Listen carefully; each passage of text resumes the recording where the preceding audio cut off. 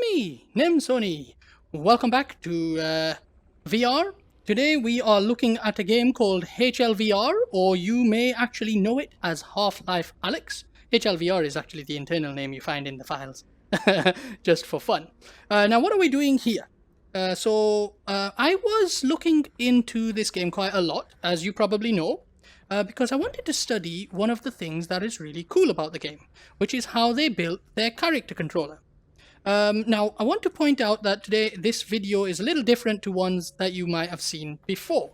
What I wanted to do, because obviously Valve actually made their own video on the subject of character control systems, and it was called Deep Dive into Locomotion.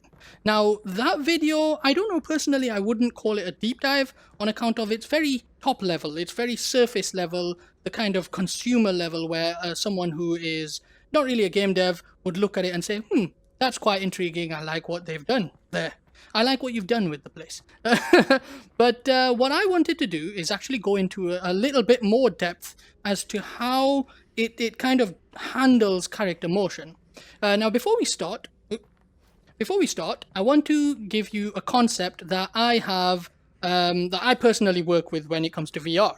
And that concept is the concept of real movement and fake movement, or actually for movement. I use the word for, where it's F-A-U-X. Unfortunately, that doesn't really work very well when you're in audio form. It works very well in text, so I'm going to swap that word out for the word fake.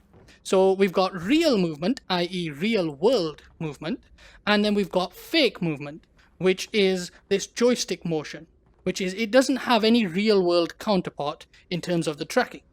Now, what I would normally do is say that in terms of real world tracking, real world movement, it's anything I do in our real world.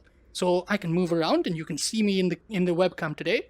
And you can see me actually moving around. My hands as well, that's all real movement.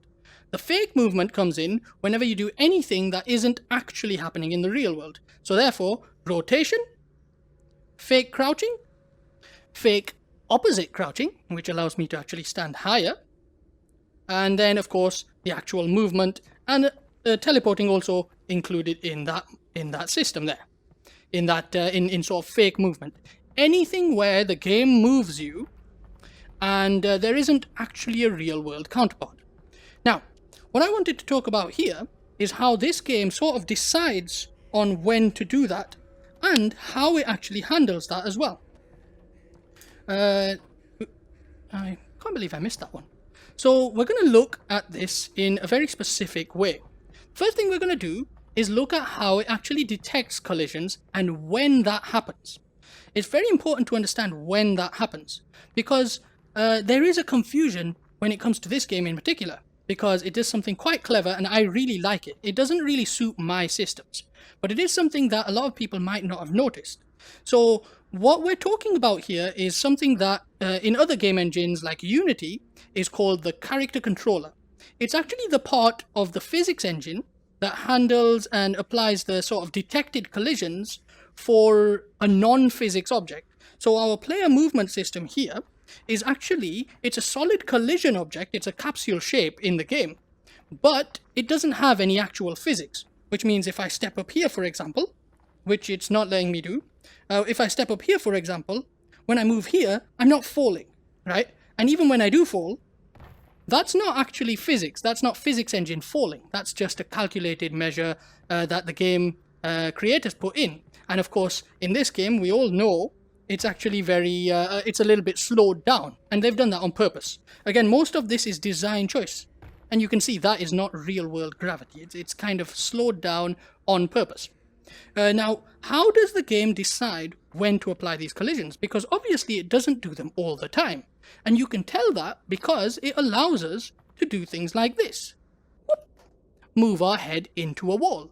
Now, technically, it would be physically impossible for me to do that when my collision stops me here. Right? Now, this is the best concept that I think they've come up with. So this is something that they've researched, and is something that you can now take from what they've done. And that is this concept of deciding what the intention of the player is and when they expect fake movement. So again, you have to very, very, very carefully understand this concept of real movement and fake movement. At all points in time, the player always expects real world movement. So when you're doing something like this, you expect to see it, no matter what. You absolutely never allow that to sort of break down. Even in the menu system, for example, you're in the menus and you do not allow that to be removed. You always have positional tracking on the hands and the head at all times. Sometimes with the hands, the visuals are a little bit different in this game. Obviously, it uses some physics, but beyond that, head tracking, player movement, real world movement, you always have it. There's nothing that ever stops that. Fake movement, of course, you can sort of decide when to do it. Now, the way this game works is it decides on when you're expecting that fake movement. So in the cases where I'm actually moving the joystick, the game can constantly say, okay, we're expecting fake movement. So it handles all of its logical physics in this sort of world's, the world's physical limitations is what I should describe it as. So for example, this movement along an object, collision with a wall, as you can see, collision with a wall, and you can see me moving the thumb here, using the actual thumbstick. You can see it in this game, which is what I love about the way they've done the fingers as well. I think it's a little bit extreme when it comes to the touch sensor, but hey, this game ain't exactly 100% designed for the Oculus touch controllers, so that's fine. But the idea here, as you can see it happens when I'm walking into a wall, there's collision, and then of course there's gravity as well. Now this doesn't apply when we're just real world moving. As you can see, you can move over, and which means you can kind of lean over, you can move into and out of, and then you can see it sort of works no matter what. And then when you start fake moving, it pushes you out again. So how does this actually work? Well, the game decides this based on when you're putting inputs in. Now it also has a certain limitation, of course. So if you go really far from something, then it will drop you down, because it still has this sort of concept of, okay, you're a little bit more aware when you're like 5 meters away from an object that you're not standing on it, right? So it has certain limitations on that. But for the majority of the time, the game decides entirely based on you inputting something. For example, if I use my right analog stick, either for teleporting or for rotation, or if I use my left analog stick to move or crouch, the game knows instantly that I am expecting fake motion. So I move my analog stick, I expect to be moving. I expect the game to move me, even though that's not real world movement. I'm not actually moving. Ta-da! I'm moving, but I'm not actually moving. Look at my webcam, right? So the game knows entirely based on when you're expecting to move. Now, how does this actually work? Because you can see that sometimes I'm in a wall, and then I move, and suddenly I'm outside of the wall. Well, the way that I've studied it, I believe this is the case. Now, obviously, all the information that you get from this video is not actually based on any code or anything that I've seen directly in the game. This is entirely my opinion on how it works, and something that I would personally, I'm going to go out of this and eventually sort of try and recreate it in Unity Engine as well, based on these concepts and based on the ideas that I explain here. So here, what I believe is happening, because I've actually worked on custom character controllers within Unity as well, for my platforming projects and for my VR projects, which I then turned into full physics, which is a different thing entirely. What I believe is happening here is whenever you're fake moving, whenever the game is allowed to fake move you, so whenever you specify that the game should fake move you, it has a very specific way of doing the collision detection, which is it traces from where you were to where you are moving towards. It traces a collision of your capsule shape, and then when it hits something, it obviously stops there. So that happens here with this kind of thing here. But it only does that from where you're standing. So for example, here, I'm moving into a wall, right? As you can see from my analog stick here. Click, click, click, right? I'm moving into a wall, but that's only from this position here. If I then real world move away, my character controller is not still there. My character controller matches my position. So now when I'm fake move on the left again, I can carry on moving into that wall, right? So I can just carry on moving even though my fake mover wasn't actually at that position, which means it's following me as I move, right? But how can it be doing that when I'm sometimes inside a wall? Well, what it does is it actually stores where it went in. But this is not always the case. So here's a very specific element here. In fact, this place is a very specific way of showing this. So it does, in fact, know to push me out of the wall if I'm inside it, right? So I'm inside it here. As soon as I start fake moving, it pushes me out to where I was. Very important, where I was. That is only if it detects I am still inside something. However, if I'm no longer inside something, so I'm going to go real far now, and then I'm going to go right through the wall. You can see there was no gap. That gap's miles away. I go right through the wall, and now I move. I'm actually moving from here. So that's because the game said there is no collision, nothing stopping me from existing in this space. And as a result, it doesn't care about how I got here, but rather it works from here. If I was still inside an object, in this case if I was here, because this is where the collision happens, so if I was even a millimeter to my left here, I am now colliding with the object. And as such, if I got here, from there, and I was standing here, as soon as I move, click, ooh, I was just out of the collision. But as soon as I move, and you can see this. So right now, if I moved, you'd expect that I come out of this way. But I don't. I come out that side. Because that is where I last went into the object. And this is very obvious when you actually have a moving object. So this happens in all cases. Now the other concept that I mentioned, of course, was that the game is deciding when to do this based on you actually telling it that you want to allow fake movement.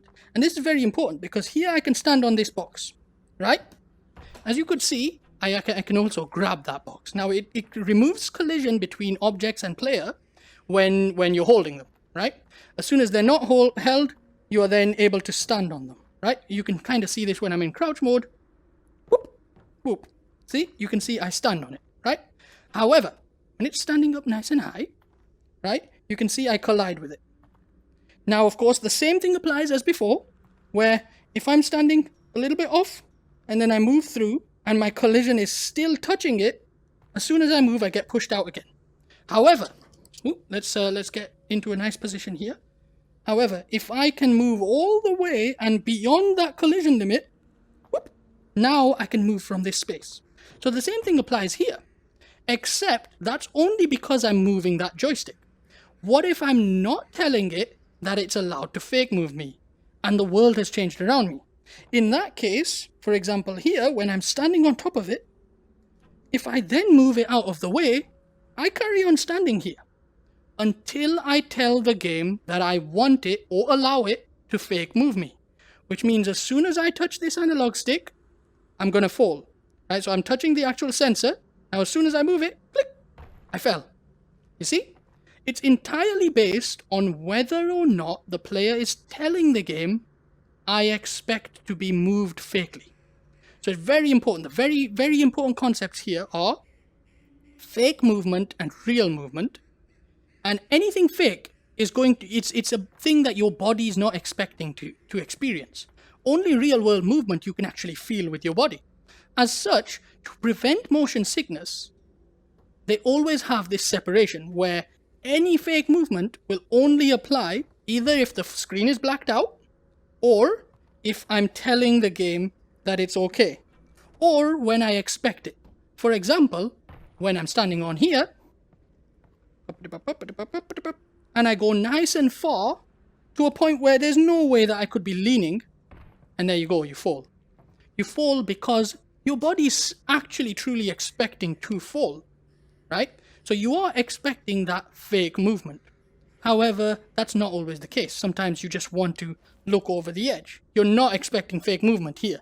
If the game decided, oh, you fall, then you'd feel that motion sickness far more intense.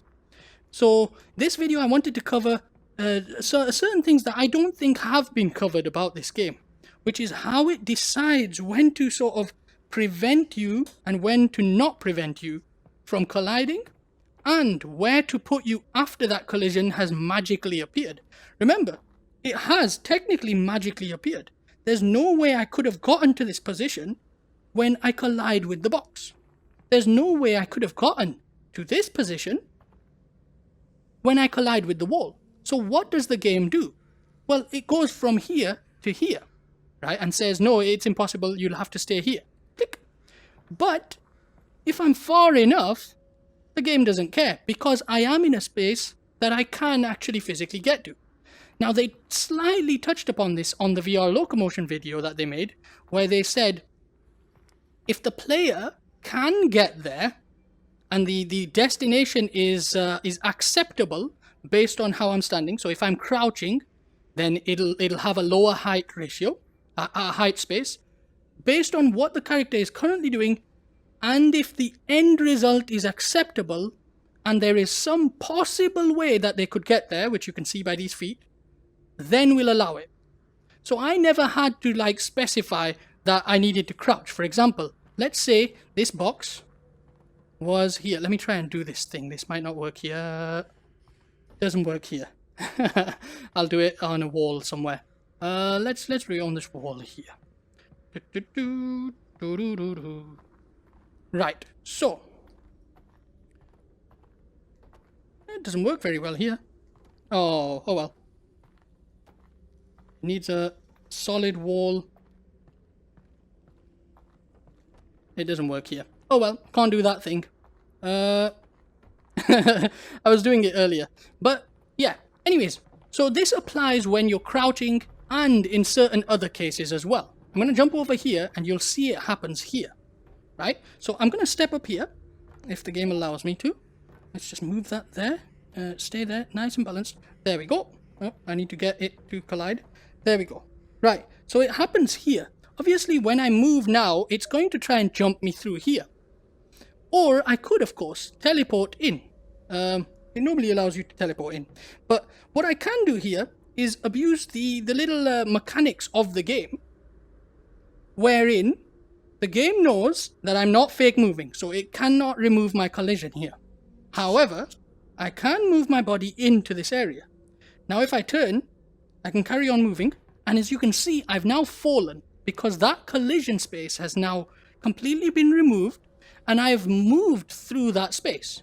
So this is the same way that I was dealing with moving through those planks, the planks that you're supposed to grab and throw.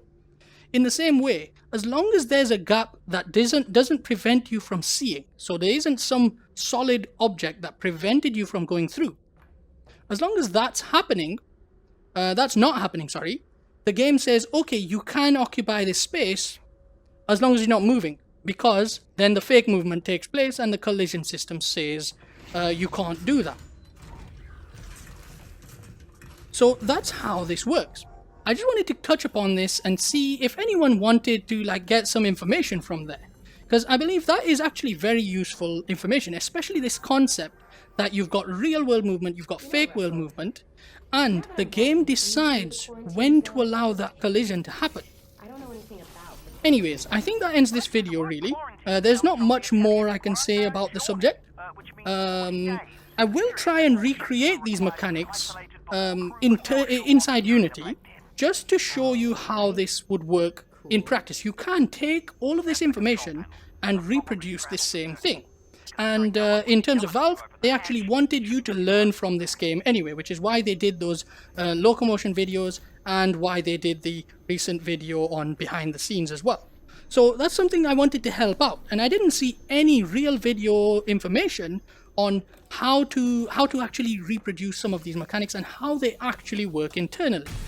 So this same stuff applies in all cases here. In fact, for example, here, now that door is obviously supposed to open here, which it did, but I can actually jump back over here. The game doesn't allow me to, but there's a physical space that allows me to do so. So I'm going to do exactly that.